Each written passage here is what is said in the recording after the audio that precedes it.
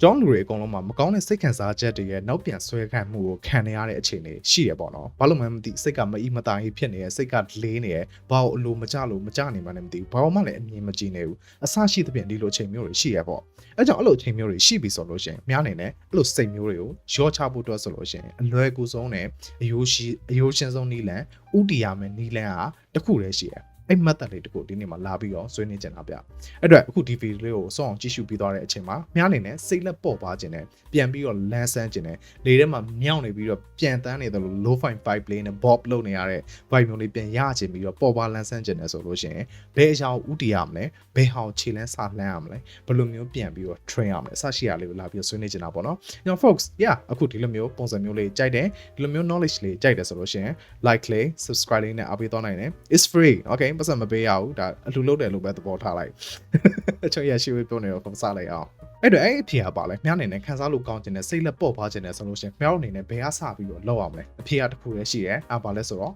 ကိုခန်းစားလို့ကောင်းအောင်အရှင်လုပ်တာပဲတဲ့လူတယောက်ကကိုခန်းစားလို့ကောင်းလာပြီဆိုလို့ရှိရင် तू ကအမြဲတမ်းလို့လွတ်လပ်လာမယ်ပေါ့ပါလာမယ်လုံးဝသူများတွေမမြင်နိုင်တဲ့ຢာတွေတော့မမြင်လာနိုင်တာမျိုးတွေရှိတယ်ပြောရမယ်ဆိုလို့ရှိရင်ဂဲအပြည့်နဲ့ထည့်ထားတဲ့လွယ်ကြီးတစ်ခုကိုတောင်တက်တယ်လို့မျိုးတက်နေရတာမျိုးမဟုတ်ဘဲနဲ့ပေါ့ပါနဲ့ AC ဖြစ်သွားမယ်မြောက်ဘက်ကလှုပ်ဖို့လိုတာတစ်ခုပဲရှိတယ်ကိုခန်းစားလို့ကောင်းအောင်ကိုတက်တောင်တက်တာဖြစ်အောင်ကို self esteem နဲ့ self value တွေ self worth တွေဒီဟာတွေတက်လာတာနဲ့အများညနေလို့ထိုင်လို့ကောင်းလာမယ်ညကြုံနေရတဲ့အခက်အခဲစိတ်ပိုင်းဆိုင်ရာပြဿနာတွေခုနကကျွန်တော်ဖော်ပြခဲ့စိတ်ပိုင်းဆိုင်ရာပြဿနာတွေအကုန်လုံးလျှော့နေလာလိမ့်မယ်အဲ့တော့တစ်ချက်တော့စဉ်းစားကြည့်လိုက်အောင်ကျွန်တော်အနေနဲ့ဘာကြောင့်အဲ့လိုမျိုးပြောရလဲညနေနဲ့စိတ်လက်ပေါ့ပါဖို့အတွက်ပြန်တန်းဖို့အတွက်ဆိုလို့ရှိရင်ညကိုခံစားဖို့ကောင်းတယ်လို့ကျွန်တော်ဘာကြောင့်မို့အဲ့လိုမျိုးပြောရလဲဆိုတော့တစ်ချက်လောက်ပြောင်းပြန်လေးလှည့်ပြီးတော့တွေးကြည့်လိုက်အောင်အဲ့တော့ကိုခံစားလို့မကောင်းတဲ့သူတွေအများတန်းလို့လိုအပ်နေတာတခုပဲရှိတယ်အများတန်းလို့သူတို့စာလောင်တဲ့အရာတခုပဲရှိတယ်အဲ့ဒါဘာလဲဆိုတော့သူများရဲ့စီကနေထောက်ခံချက်တွေသူများရဲ့စီကနေအတိမတ်ပြုခံမှုတွေချီးကျူးမှုတွေ validation တွေ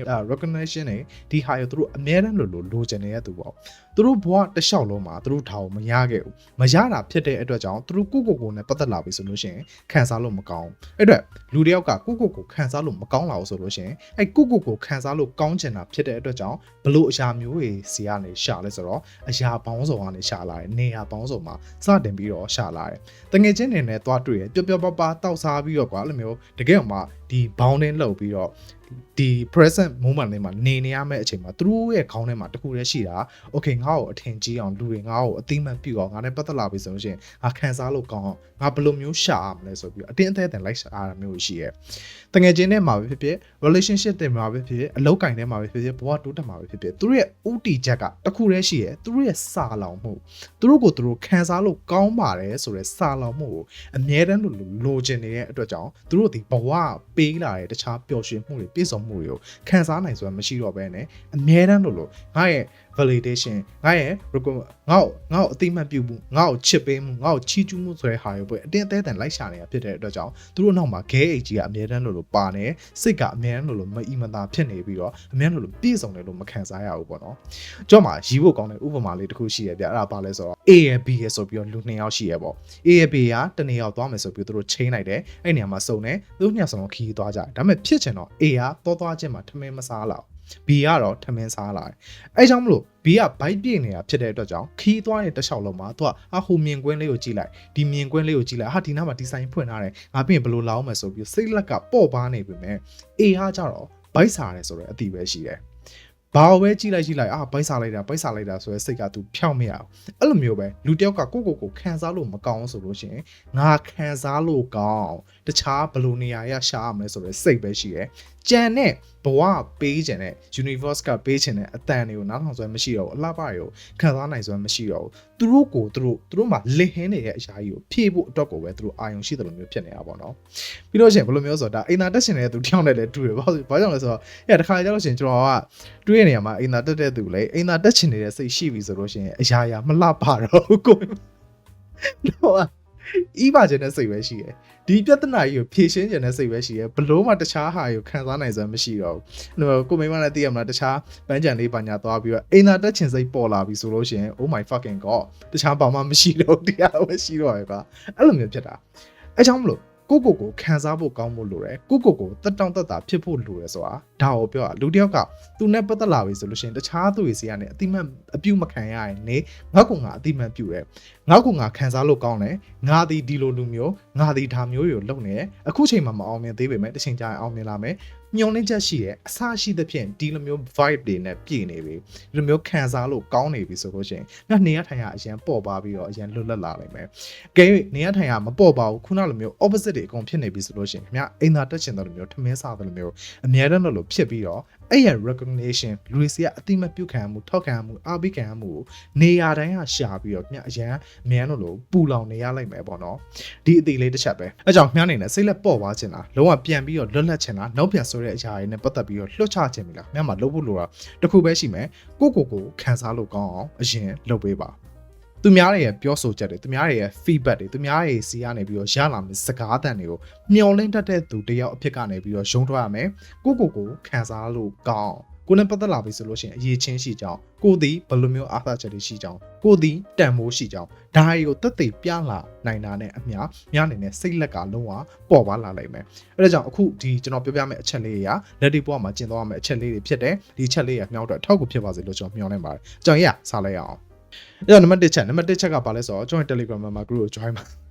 နောက်တော့ဒါတကယ်နံပါတ်1ချက်မဟုတ်ဘူး။ဘာကြောင့်လဲဆိုတော့ခင်ဗျားအနေနဲ့အခုကကိုလေးစားမှုတွေကိုမြင်တဲ့အမြင်နဲ့ self esteem နဲ့ self worth တွေဒါယူမြင့်တင်ရတာပုံမှာဖြစ်တဲ့အတွက်ကြောင့် psychological knowledge တွေဒီထက်ပိုပြီးတော့ရှိဖို့လိုလာပြီ။အဲကြောင့်မလို့အခု YouTube ပေါ်မှာတင်ထားတဲ့ဟာတွေနဲ့မလုံလောက်သေးဘူး။ဒီထက်ပိုပြီးတော့သိကျင်တယ်။အများကြီးပြဿနာတွေအတွက်တိုင်ပင်ကျင်တယ်ဆွေးနွေးကျင်တယ်ကျွန်တော် video လုပ်ပေးစီကျင်တဲ့အရာတွေရှိရဆိုလို့ရှိရင်ဒီ Telegram မှာ group ကိုလာဖို့အတွက်ဖိတ်ခေါ်ပါရဗျ။ကိုယ့်ရဲ့အားရနေကိုထုတ်သုံးရတော့မှာဖြစ်တဲ့အတွက်ကြောင့်ဒီထက်ပိုပြီးတော့သိဖို့လိုတယ်။တယောက်နဲ့တယောက်ပြဿနာတွေမတူတာဖြစ်တဲ့အတွက်ကြောင့်အများကြီးပြဿနာနဲ့ပတ်သက်ပြီးတော့လုံးဝတိုင်ပင်ဆွေးနွေးကျင်တယ်ဆိုလို့ရှိရင်ဒီ group လေးကိုလာဖို့အတွက်ဖိတ်ခေါ်ပါတယ်အခုဒီ group လေးထဲမှာ YouTube ပေါ်မှာမတင်ထားသေးတဲ့ video တွေအများကြီးရှိတယ်တကယ်မှအများကြီးပါဝင်တာနဲ့ချက်ချင်းကိုတန်ပါတယ်ပေါ့နော်အဲ့တော့အခုဒီ member လေးက fake group လေးဖြစ်တဲ့အတွက်ကြောင့် member ကြေးကို1လ3လ6လဆိုပြီးတော့ပိုင်းခြားထားတယ်ကိုကြိုက်တဲ့လောက်ကြိုက်တယ်လို့မျိုးလာ join လို့ရပါတယ်ဗျ member ကြေးသိကျင်တယ်ဆိုလို့ရှိရင်တော့အောက်က link လေးကိုနှိပ်ပြီးတော့ hi လို့ပြောလိုက်ပါ member ကြေးကိုသူကလာပြီးတော့ရှင်းပြပေးပါလိမ့်မယ်ကိုကြိုက်တဲ့လောက်လာပြီး join လို့ရတယ်မဟုတ်တစ်ခါစားတာတော့မရှိပါဘူးအဲ့ကြောင့်ကျွန်တော်အခုချိန်ထိ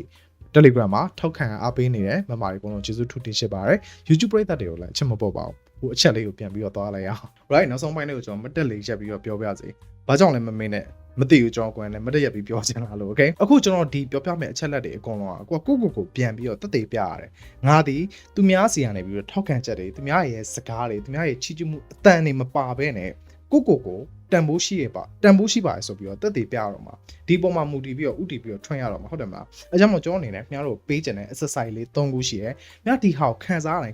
်မှာဘာလို့ရမလဲဆိုတော့ exercise လေး3ခုပေါ့နော်အကြောင်းရစလိုက်အောင်နံပါတ်1အချက်ကကြတော့ညတိုင်းမှာကိုလုတ်ခဲ့တဲ့အမှန်ကန်ဆုံးအရာလေးတစ်ခုပြန်ပြီးတော့ပုံဖော်ပေးဖို့လိုတယ်ကိုချီးကျူးစေမဲ့ကိုအမှန်ကန်ဆုံးဘသူရဲ့စကားအတမမပါဘဲနဲ့ကိုအတွက်ကိုလုတ်ခဲ့တဲ့အရာလေး3ခုကိုပြန်ဖော်ပြီးတော့ကိုပြန်ပြီးတော့ချီးကျူးပေးဖို့လိုတယ်ပြောချင်တာကိုလေးစီမှာပြဿနာတစ်ခုကပါလဲဆိုတော့ဒီလိုလူမျိုးစီမှာပြဿနာတစ်ခုကသူကကိုရဲ့တန်ဖိုးမမြင်နိုင်တာကိုရဲ့တန်ဖိုးဆိုတာသူများချီးကျူးလိုက်တော့မှသူများ appreciation လုပ်လိုက်တော့မှသူများစီကနေပြီးတော့ပြောတဲ့စကားတန်တွေကို validation ရပြီးတော့မှနေလို့ထိုင်လို့ကောင်းတာကိုပြန်မပြောနိုင်တာဟုတ်တယ်မလားအဲကြောင့်ကိုပြန်ပြောနိုင်အောင်ကျင့်ရတယ်အဲ့လိုပြောဖို့ကျင့်ဖို့အတွက်ဆိုလို့ရှိရင်နေဘက်တွေမှာဒီလိုအချိန်တွေမှာအကောင်းဆုံးလုပ်တယ်ဘသူရဲ့ထောက်ခံချက်ဘသူရဲ့ပြောဆိုချက်ဘသူရဲ့ချီးကျူးမှုကိုလိုချင်လို့လုပ်တာမျိုးမဟုတ်ဘဲနဲ့ကိုယ်တိုင်ငါအတွက်ငါဒါကိုလိုအပ်လို့လုပ်တယ်ဆိုတော့အချက်လေးတွေကိုဟိုနေဘက်တွေမှာလုပ်တယ်ညဘက်တွေကြောက်လို့ရှိရင်အဲ့အချက်လေးပြန်ကြည့်ပြီးတော့ပီတိပြန်စားပြီးတော့အဲ့ဟာလည်းဝင်တယ်ငါဒီနေ့မှာဒီလိုလုပ်နိုင်ခဲ့ရဆိုပြီးတော့ဂုဏ်ယူနိုင်အောင်ပေါ့ဒီလိုမျိုးပြန်ပြီးတော့ train ရတယ်နောက်ဒီဟာအရင် business ဆန်လိုက်မယ်ဒါ journaling လုပ်တာပဲသိရမလားမထီရောက်ပါဘာညာဆိုပြီးခင်ဗျားထင်လိုက်မယ် no တခါတလေမှာ journaling လုပ်တယ်ဆိုတာကိုကဘဲအရာပေါ်မှာ UTB လုပ်တာလဲဆိုတော့ target ကိုသာသိပြီးဆိုလို့ရှိရင်လုံးဝထိရောက်တယ် okay အဲကြောင့်အခုကိုရီးယား target ကတစ်ခုတည်းရှိရဲငါသည်ကိုချီကျူးနိုင်တဲ့သူတယောက်ဖြစ်ရမယ်ငါသည်ကိုတန်မိုးရှိတဲ့သူတယောက်ဖြစ်မယ်နေဘက်တွေမှာဘသူရဲ့ပြောဆိုချက်တွေမှာမပါဘဲနဲ့ငါလှုပ်ချင်လို့ငါတက်တည်ပြချင်လို့လုပ်ရက်တွေကိုလှုပ်တယ်ညဘက်တွေကြောက်လို့ရှိရင်ဒါကိုပြန်စားသုံးပြီးတော့ငါအိပ်ရဝင်မယ်ဒီနေ့တနေ့ကိုငါဒီလိုမျိုးအနိုင်ပိုင်းနိုင်မယ်အဲ့စိတ်မျိုးနဲ့ဝင်လိုက်ပြီဆိုလို့ရှိရင်လည်း ပြန်ပြီးအဆင်ပြေလာတာမျိုးရှိတယ်ဒုတိယချက်ကကြောက်တာတကယ်လက်တွေ့ဘဝမှာကျင့်သွားမယ့်အချက်တွေပေါ့နော်မြားအနေနဲ့လူတွေနဲ့စကားပြောပြီးဆိုလို့ရှိရင်မြားရဲ့ validation လိုချင်မှုတွေထောက်ခံချက်တွေအားပေးမှုတွေချီးကျူးမှုတွေကိုဘယ်လိုမြင်စေချင်တာတွေဒီလိုစိတ်မျိုးတွေမပါဘဲနဲ့စကားပြောဆိုတော့ကိုကစတင်ပြီးတော့ try ရတော့မယ်ဟုတ်တယ်မလားမြားဒီနေ့မှာ conversation လုပ်ခဲ့လူဘယ်နှယောက်နဲ့တွေ့ခဲ့အဲ့ဘယ်နှယောက်ပေါ်မှာမူတည်ပြီးတော့ငါဘယ်နှယောက်ပေါ်မှာတော့ငါရဲ့ထုံးစံအတိုင်းငါ့ကိုအားပေးခြင်းနဲ့ထောက်ခံခြင်းနဲ့စကားတွေငါပြောခဲ့သလားဒါမှမဟုတ်စကားလေးအတိုင်းပဲပြောခဲ့ပြီးတော့လုံးဝအေးစစ်စစ်ပဲဖြစ်သွားလားဆိုတော့အခောက်တွေကိုခင်ဗျာမျက်စိထဲမှာရှင်ကြည့်ဖို့လိုတယ်အဲ့အတွက်ကို respect ရှိချင်တာဖြစ်တဲ့အတွက်ကြောင့်ဒီစကားအသံတွေမပါဘဲနဲ့ပြောခဲ့တဲ့ conversation အရေးအတွက်များလာလေများပို့ပြီးတော့ကိုခံစားလို့ပိုကောင်းလာလေပဲအဲ့ကြောင့်အဲ့အရေးအတွက်ကိုများအနေနဲ့ချိန်ညှိဖို့လိုမယ်ကျွန်တော်ပြောချင်တာကွာတစ်ခေါက်ထဲနဲ့အကုန်လုံးတော့ပျောက်သွားမှာမဟုတ်ဘူးများလုံးမိနေအောင်မယ်ကျွန်တော်ကိုယ်လည်းလုံးမိနေအခုချိန်ထိလုံးမိနေတော့မယ်ဒါပေမဲ့အရေးအတွက်ကိုကျွန်တော်ရချိန်ညှိရတယ်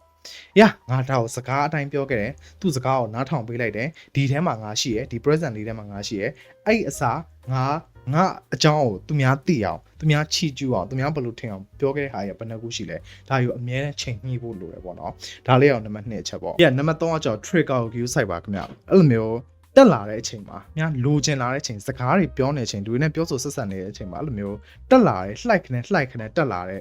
သိရမလားအဲ့စာလောင်မှုကြီးရှိတယ်အဲ့စာလောင်မှုကြီးကိုအမိအယဖမ်းဆုပ်ပြီးွားရဆိုလို့ရှိရင်ဒီဟာကိုငါဘယ်လိုမျိုးရွှေ့ချင်မလဲဒီစာလောင်မှုတက်လာတဲ့အတိုင်းလိုက်ပြီးတော့သွားပြီးတော့လုံမလားတခြားနီလန်းနဲ့လုံမလားဘယ်လိုနီလန်းနဲ့အစားထိုးမယ်ထိုးလို့ရတဲ့အရာရှိတယ်အဓိကအဲ့စာလောင်မှုလှိုက်ပြီးတက်လာတဲ့အချိန်ကြာလို့ရှိရင်သတိထားပေးဖို့ပါပဲဒီချက်လေးပေါ့နော်အဲ့တော့ Fox ဒါလေးနဲ့ပတ်သက်ပြီးတော့နားလည်သွားမယ်လို့ထင်ပါတယ်အကယ်၍ပေါ့နော်နားမလည်တာလေးရှိခဲ့ဒီထက်ပိုပြီးတော့သိကျင်တယ်ကျွန်တော်ပြောရမပြည့်စုံလို့ထင်သွားရဲဆိုလို့ရှိရင် comment လေးမှန်ပေးခဲ့နိုင်တယ် comment မှန်လို့မှအဆင်မပြေဆိုလို့ရှိရင် Telegram ထိပါလှ join ပြီးတော့ကျွန်တော်ကိုမေးလို့ရကျွန်တော်ကောင်းလေးဖြေရှင်းပေးပါမယ်ဗျအဲ့ဒါလေးကိုကဲဆိုရဗီဒီယိုလေးကိုဒီလောက်ပဲပြောပြီးတော့ရှင်းတာဝင်ပြပါအဲ့တော့ Fox ဗီဒီယိုလေးတော့လောက်ပါပဲဗီဒီယိုကြိုက်တယ်ဆိုလို့ရှိရင်ဘာလို့မှမသိရ Hey hit the like subscribe and I'll see you guys next time peace out